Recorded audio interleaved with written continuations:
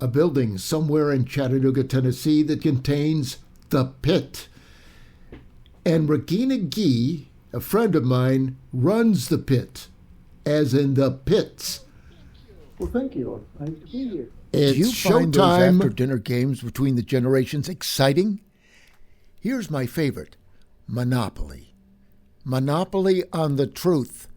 To play Monopoly on the truth, all you need to do is to think that your opinion is better than everyone else's, and you don't even need a playing board, okay? Okay, Boomer. Well, actually, it's not okay, because though Monopoly on the truth is exciting and agitating and aggravating and... Stop! Okay, Boomer. Okay, Boomer.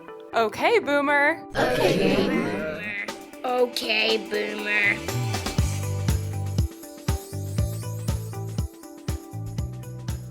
Oh, I'm looking at this.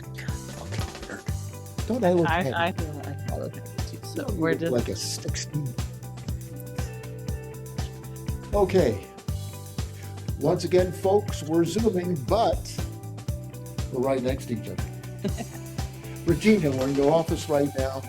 You've got a unique plan, and that is how to keep people from getting burned out, like yours truly. well, like, what are the three reasons, main reason businesses close? From what I've seen, it has to do with no customers. And I think some people just got overwhelmed by it. Yeah, so it's cash flow problems, market demand, and then founders fatigue. Okay, which and is I've the seen burnout you're that. talking about. I've seen that. I started this podcast several years ago on radio. It was an hour program, and then I decided to change it when I moved to Chattanooga. And getting into all the intricacies of it and the social media and all of this, it's tired me out. That's why I went to your group. Yeah. So what we're trying to do is make it so that the people who are doing the good work and the work they care about in our community have the energy they need to do it long term, rather than having to close the doors. Yes, and it requires what they would call strategic thinking, doesn't it? Yep, I call it values clarification, strategic thinking. It's about doing more of what matters and less of what doesn't. Yes, today I didn't feel like doing anything. I didn't feel like getting out of bed or anything, but I forced myself to come here. Yes, and I think that's one of the keys, because I'll feel a lot better when I leave. There's definitely an element of mental toughness to it, where it's like, okay, I know that this is something that's good for me to do. I know I can do it. I just don't feel like doing it. So how do I force myself in a good way versus am I forcing myself to do things I don't need to be doing? Well, I procrastinate a lot. Plants vs. Zombies, that's my favorite. I also love Plants vs. Zombies. I showed you about that, yeah. When I was super pregnant and got to the point where I couldn't sleep, but I couldn't do anything, you were like, yeah, try some Plants vs. Zombies, and I greatly enjoyed it. Give me some credit here. Yeah, well, I've been playing that for years. I don't know why I like it, but I procrastinate using it. But I played a round of Plants vs. Zombies before I came here. But the understanding I had with myself and the zombies was that I would stop the game 20 minutes before I needed to leave, which I did. I'm proud of myself. Sounds like a way to like connect to delight and have some fun, Yeah. which is so important in my work. Well, let me ask you, you know about the type of pressures of starting new business because you're doing it right now. And you know about what can happen to a person. They get burned out and they don't, the way it happened with me is I didn't see options. Mm-hmm. I stopped seeing the options. All I saw were the liabilities. Ooh, I stopped seeing the options and all I saw was liabilities. Yes, and what I mean by liability is, well, I'm using a new program for video editing and recording. I have to learn this thing.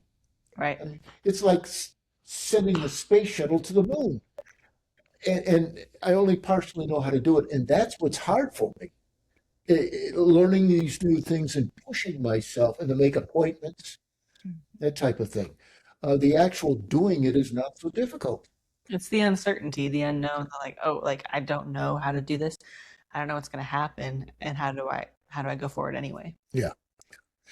And so the way I've been doing things is I would take care of little trivial things around the house. And I give myself attaboys. Yeah. Oh, you cleaned the table, attaboy. And after a collection of these things, you start feeling a little better and you feel like being more aggressive with things. I like how you're emphasizing action, like emphasizing doing things. It's Yes, like so often we get stuck in thinking rather yes. than doing. And so much of my world is like, okay, how do we do things? How do we do things? The thinking is one of the big problems. I'm ADHD, and our mutual friend, he is ADHD too, and he said he noticed me immediately. He's like, he clocked you. He's like, oh, I see you. Yeah, but the thing is, I didn't know I was ADHD until I was working with the Small Business Administration in Southern Illinois and talking to the lady who is now a friend of mine. And I interrupted her and says, you're ADHD. I said, how dare you? You've got a master's degree in business and you're diagnosing me as ADHD. Well, I had long COVID. I was seeing a counselor. And she said, yeah, ADHD people are intelligent. I got it, don't I? Yeah. 70 years old, I found out I was You're like, ADHD. Well, it's on the autism spectrum. Isn't that wonderful? yeah, ADHD. Yeah. Mhm. So I understand now why I selected the businesses I was in and how I was labeled as difficult in school because I didn't learn very well. And let me ask you, since I'm ADHD, I'm sure there are a lot of other entrepreneurs who are the same way. So I'm not a counselor, and so I don't work with the DSM or Okay. diagnosis specifically. I call those people idea people. They're the people who can have a million ideas, a million creative things. Hmm. And then the question is, who actually makes the thing happen? Who does the thing? So going from an idea person to an action person, and I've had to learn how to do that. You did. I'm a great idea person, love to have, and then Me too. like, okay, let me test this out in the real world, and see what happens. And that the biggest thing too is being willing to risk rejection. Yes, and ADHD people don't do that very well. It's hard. I know. Uh-huh. Yeah. Yeah, I just have to ignore it and Power accept through. the fact that the person is, that way, Mhm. that he's a communist, miserable person. No, I'm joking. But I think, yeah, even a so-called normal, not neurodivergent, but a so-called normal person has the same problems. Right. Yeah, It's a human thing. yeah. Okay, we talked about your work. Now let's talk about you being on the line between millennial and Generation X. Gen Z. Oh, Z? Yeah, the other way. Oh, sorry. No, you're good. ADHD again, folks. All right. So you're in the middle. I'm a cusp baby. You're a cusp baby. What do you think of we boomers? It's interesting for me because like I'm still older than Google. I had a dumb phone before I had a smartphone, but my youngest sister, who's 10 years younger than me, has only had a smartphone and has only been alive in the digital age. Yeah. And also, I look at like my boomer relatives and like my grandpa. I think he's a boomer. Tell me the years for what makes you a boomer. Boomer is from the end of World War II, 1945, 46 to 1964. Okay. So he's a little bit older than that, but he's still surprisingly tech savvy. And so it's interesting. Just I like the term tech native Hmm. and seeing that interaction play out in the world. Well, I started with computers in the 80s. And when I was a little kid, we would go to downtown Chicago and go to a big building inside that were these big mainframe computers. We'd go in there and look at them. I mean, this was in the mid 60s, Yeah. 64. So I've seen them, but I didn't start operating them until the 80s when they brought them into a library and into a school where you could watch videos. But you had to use DOS. Windows didn't exist.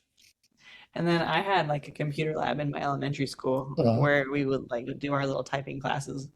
And that was just like from first grade on, I was interacting with like the smaller computers.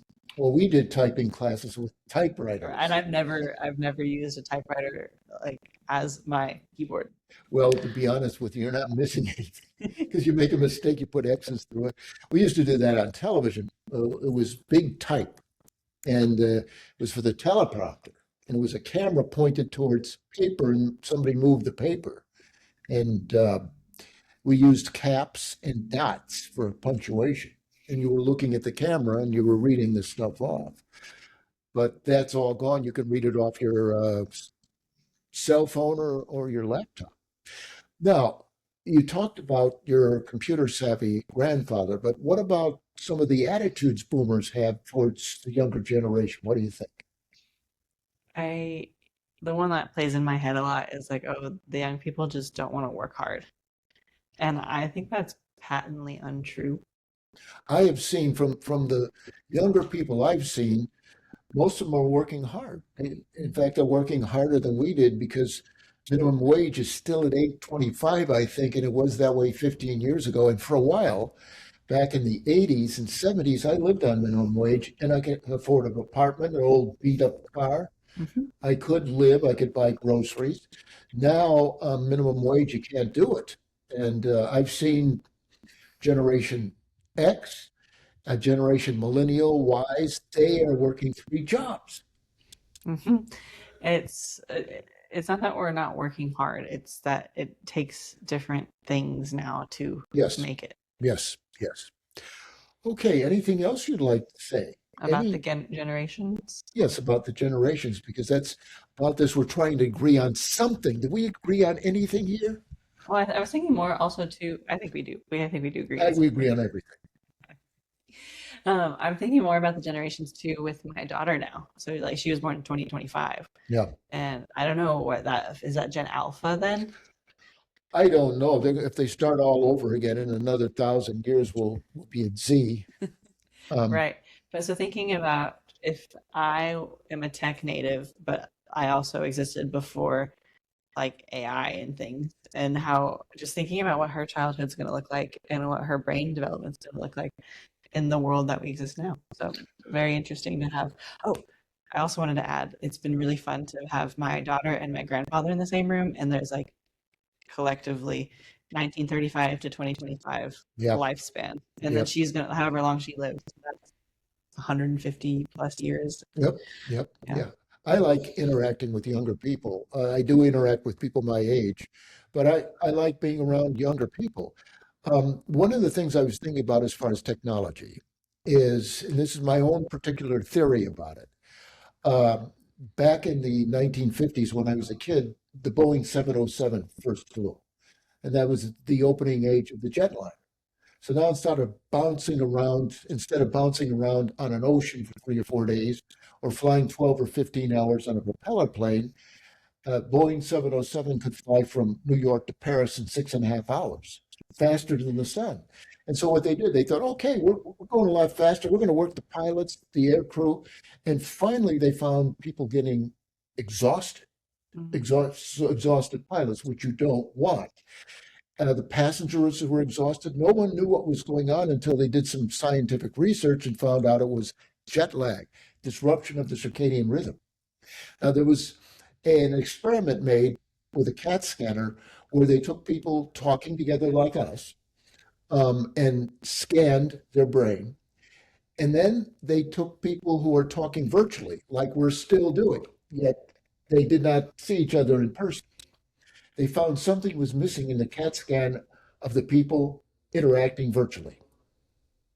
My thinking is it might turn out something like jet lag, not disruption of the circadian rhythm, but disruption of something else. Oh, And that's if an a person interesting. does too much of it, because you go back thousands of years, we didn't have radio, TV, cell phones, and I'm wondering whether humans are capable of making such a quick switch to virtual. It's a great question. Yeah. Do you I have the li- answer? no, but I love the theory. Okay, so do I. All right, Regina, anything else you'd like to say? I don't know if you have any more questions that you want me to answer. No, I don't. Do you have any questions you might think I should ask? Dun-dun-dun. Mhm. We'll play a little music here. Did we want to talk about definitely not therapy or the Let's community? do it. Okay. Okay, I've been to that because I've had mental blocks as far as doing this, and it's helped me. So let's talk about definitely not therapy. It's not therapy, right? So you got somebody coming in, and there was a big pit, and Yes. as you can see that here, folks, there's a big pit. I was in the middle of it, And what did the pit signify? So I've spent the last 3 years working as a depression coach, so health coaching to help with depression specifically. And my favorite metaphor for depression is the pit. So I love how we talk about things Mhm. using different words. And so being stuck at the bottom of a pit, stuck in a hole. And I took that metaphor and I was like, what would happen if we turn this into an interactive community art piece? And so we got a 9 foot by 12 foot drop cloth and painted a pit on it. Hmm. And then every month we would gather and locate ourselves, like where are we in the pit? Are we in the pit? Are we out of it? And then continuing to add art to the canvas and continuing to interact. You can also like stomp on the pit, yell at the pit. My hope was that it was some sort of catharsis to be like, okay, here I am. I'm not broken because I'm here. And then the question of how do I want to take care of myself in this place to get where I want to go? Hmm. Well, that's helped me. You had this little card I filled out, Mhm. and and then everyone got to color or write things in the pit if they wanted to. And it to some degree was a catharsis for me. It was nice to get out and talk about these things. And people, I think you had some people who were really suffering coming in there. Yeah. Yeah. Many of them were artistic types, I think. Yeah, yeah, We called it mental wellness for creatives was the goal of that yeah. gathering. And with this new business, it's like I'm still going to have monthly free gatherings that I Hmm. host. And this one's going to take on a little different flavor. I'm imagining calling it community care because the new thing is called community gains. Hmm. So I want the community to gain, and we're going to have a shared art piece again. And I'm currently having ideas about what that's going to look like. Okay, I'm going to be looking forward to it, and I'll be Stay there. tuned. Yeah. Now, I know I've been kind of a disruptive influence. One time you said, I should have asked that question. Sorry about that. All good. All right. Well, again, I appreciate it. And I love your office and your location. Yeah, we're doing cool things. Okay, Boomer.